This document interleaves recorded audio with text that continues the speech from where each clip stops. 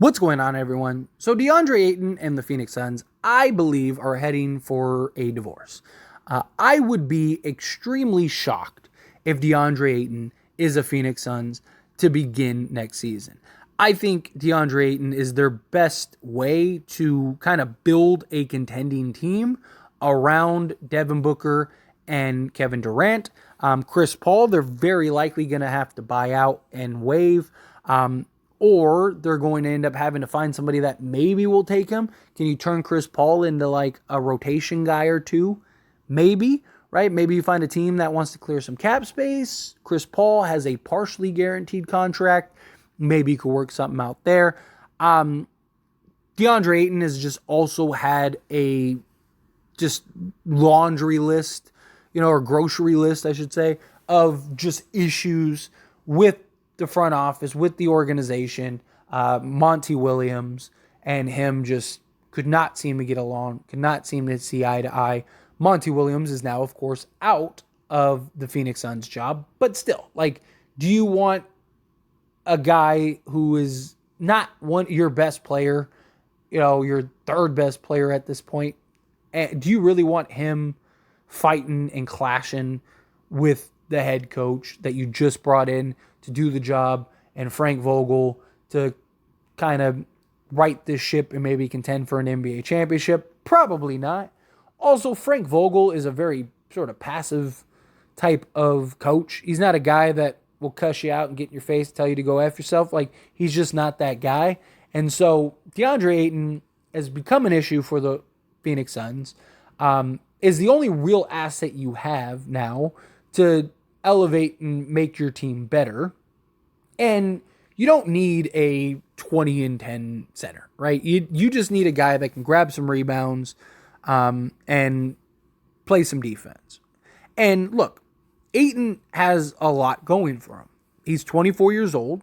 He's a true 7 foot with like a 7'6" wingspan. So he's got like ridiculous size, ridiculous length. And he's a quality type center. Like this season, for example, he played 67 games, started 67 games, played 30 minutes. And 30 minutes, he shot 59% from the field. Doesn't really shoot any threes, not really a three-point guy. He did shoot like a handful. He was 30% from three, 29.2 if you want to be specific. And he's a guy that can knock down the free throws at 76%. That's also massive, right? Especially for a center, late game, getting foul trouble. But again, he's an 18 and 10 guy, right? 18 points, 10 rebounds, 1.5, almost 2 assists, and gives you like a steal and a block a game, right? Like, that's very good for a center in today's NBA.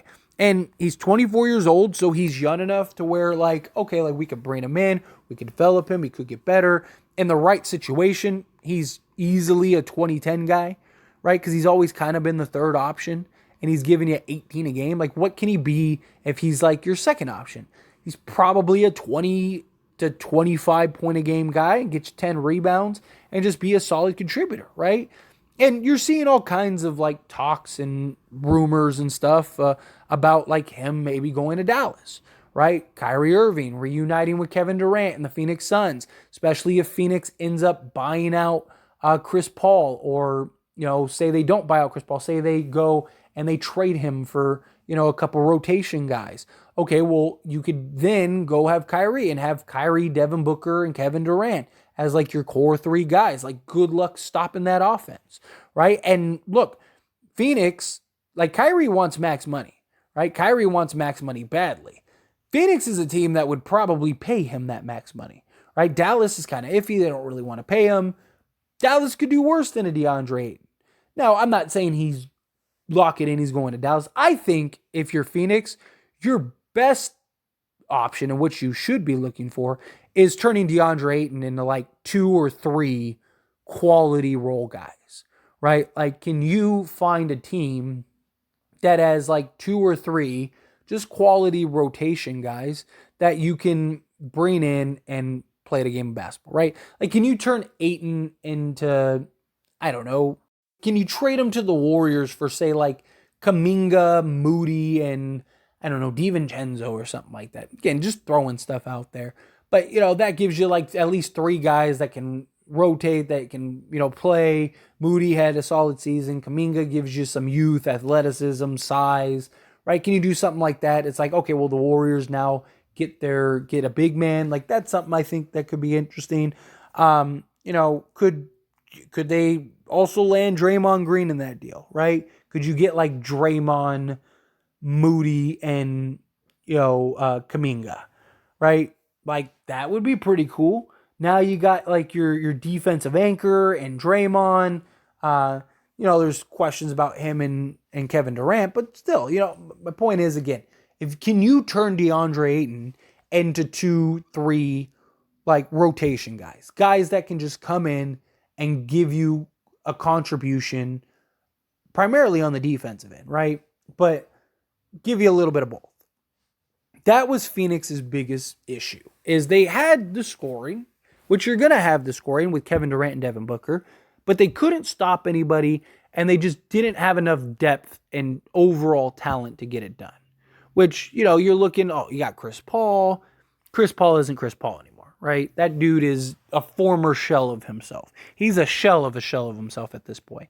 Then you have Ayton, who, under normal circumstances, would be a real solid contributor, but you don't really need him.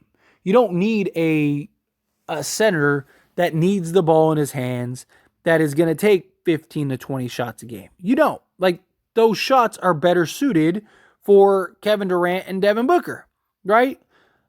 For example, you had Ayton, who was getting roughly 13 field goal attempts per game.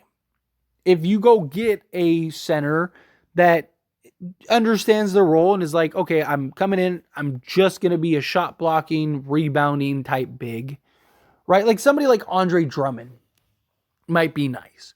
Not really a great elite shot blocker by any means, but he's a guy that can get a bunch of rebounds, defend, play hard nose. You don't need much from him. He's cheap, right? Something like that. That's what I think Phoenix needs. They don't need DeAndre Ayton. So if you can turn Ayton into like a legit, here's 2 or 3 guys that could come in and give you quality just rotation and solid minutes, perfect. That's all you should be looking for if you're Phoenix. And DeAndre Ayton is the best course of action for that, right? Again, the alternative is to trade Ayton for some people. Like, do you trade Ayton for like a Miles Turner? Or can you get Buddy Hield and Miles Turner some way? Finagle some package and try to get that for Ayton. Ayton wanted to go with, he signed an offer sheet with the Pacers, right? The Pacers wanted Ayton. So can you work something out like that and then maybe turn Turner? Or, if teams have question marks, because again, DeAndre Ayton, he's a guy that had question marks about his locker room, his attitude. He literally quit on the Phoenix Suns at one point, not this past season, but the previous season, right? Fighting with the coach, all of that stuff. He didn't want to be in Phoenix. He clearly wanted out. He made that as clear as possible. I mean, even before the season started, go watch his interviews. Like, that's a guy that does not want to be there. Like, and all of his answers are kind of like, oh yeah, I'm here, so might as well play, right?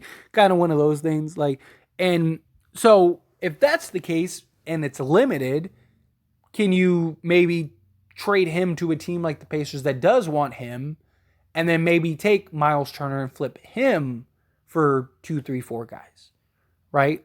That could be something as well that Phoenix looks at.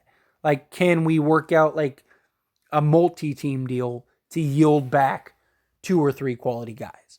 Again, you don't need 2 or 3 all-stars.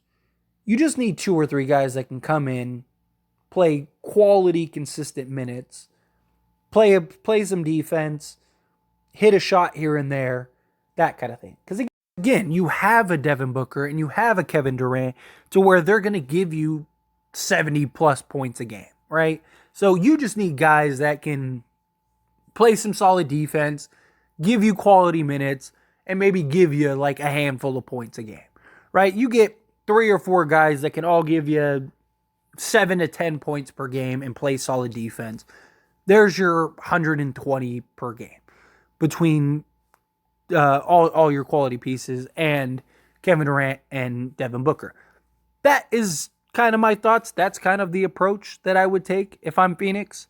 Either work out a 3-team deal, turn Ayton into a couple pieces. Like, could you turn Ayton into like a star? Sure, maybe. But like, then you're kind of in trouble, right? Because it's like, now, like, can you turn Ayton into, I don't know, let's say Trae Young, right? Just, again, throwing a name out there for the sake of throwing a name out there. Not saying they should get him, anything like that. Just an example. Want to make that clear. Just an example. But, right, like, cool. You could get Trae Young. You have Trae Young, Devin Booker, and Kevin Durant. Good luck stopping that offense. Between those three guys, there's 120 points per game. Again, good luck trying to stop them. But, one, they can't stop anybody. And two, it's those three guys and then a bunch of vet minimum guys. Like, how good of guys are you going to be able to get? Like, the Phoenix Suns have their 2 stars. And with the new CBA, that's kind of the standard now. 2 stars, 1 or 2 blue chip rotation guys, and then a bunch of really solid quality rotation guys. That's where the NBA is heading, right? And finding value here and there. Getting a guy that usually would be $10 million for like $3 million, stuff like that, right? That's what Phoenix needs to look into. Phoenix needs to find that diamond in the rough, needs to find that guy or two that, is undervalued or overlooked, bring them on Phoenix and let them thrive. Find a quality just rotation piece or two and turn Ayton, instead of turning Ayton into another star, turn Ayton into 1 or 2 rotation guys. And then can you turn Chris Paul into another rotation guy? If you can, perfect, right? Because Phoenix doesn't need Chris Paul anymore either. With Kevin Durant, Kevin Durant was like the best pick and roll player in the league last year, and you saw it. The Phoenix Suns were better when the ball was in Devin Booker and Kevin Durant's hands than it was with Chris Paul, because it should be in their hands.